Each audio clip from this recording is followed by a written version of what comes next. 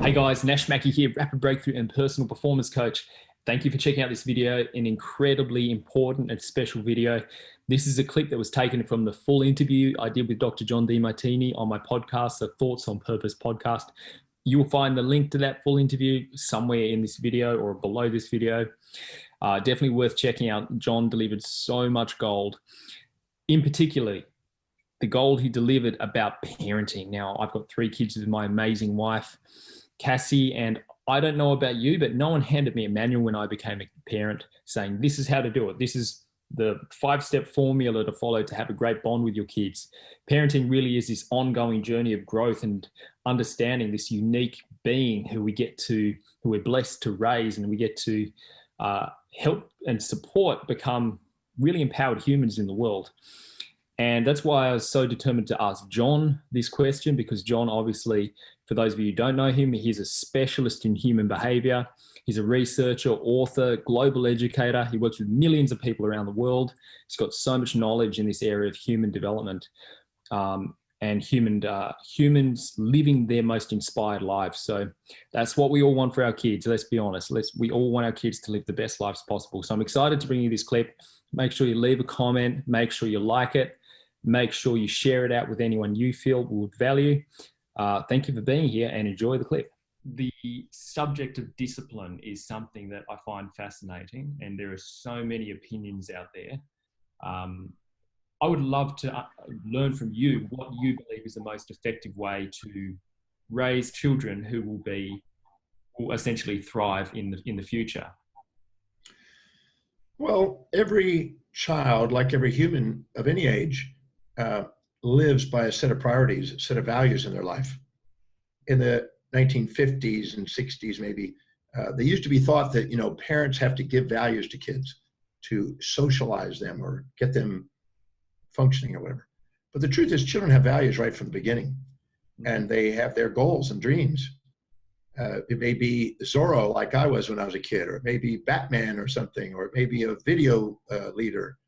There's many things, or a soccer player, who knows what it is. But whatever that is, instead of making it wrong and telling, no, this is what's right, that's what's wrong, you need to do this, and preparing them to conform and fit in to society. Well, if you want a drone that becomes a worker for the society, then that's fine. If you want them to just comply and be obedient and fit in. But the people that do the extraordinary thing, as Steve Jobs wisely said, or Elon Musk just said the other day, is the misfits, the people that actually stand out and give themselves permission to be unique in their own individualities. Yeah. And so I'm a firm believer is finding out what children's values are, and not labeling them or making them wrong, but learning the art of communicating what you as an adult believe is important in terms of what the child believes is important. Yes.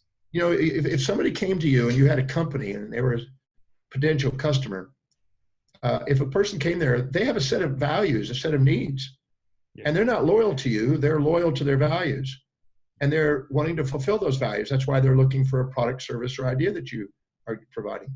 Yes. So if you're foolish, you'll go and tell them what they need instead of listen to what they need. And you'll basically tell them how great your product is or tell them how great you are, instead of actually listen to what their needs are and see if you can't communicate the value of what you have in terms of it with integrity, making sure that it really is what they need. Yes. That's how you sell. Selling is not telling. Selling is asking questions and caring. Absolutely. And I think that's the difference in parents. The autocratic, frustrating projection of our values onto kids to think we know right is a guaranteed way to end up with attention deficit and defiant disorders. Yes. Because they're going to defy it because they have their own expression.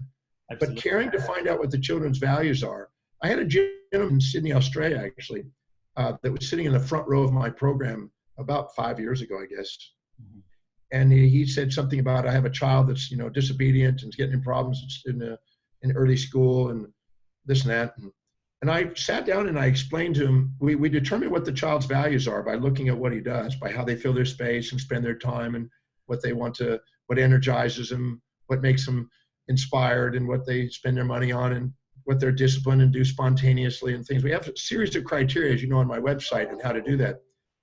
And we made him go through there and do that. And then I trained him in front of about 500 people maybe, how to communicate in his values, that values.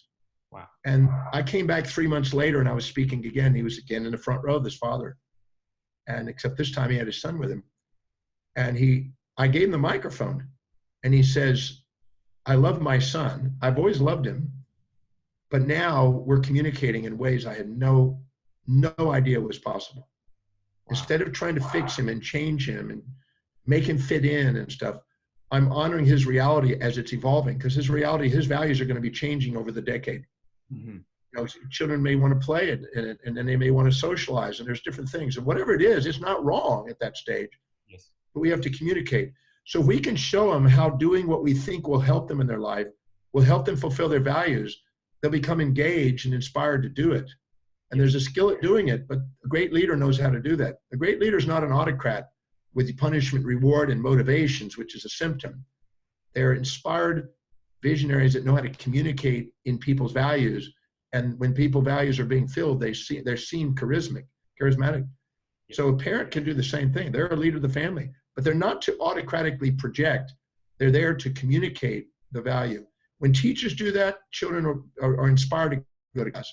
And when parents do that, they're inspired to do the things that they need to be responsible.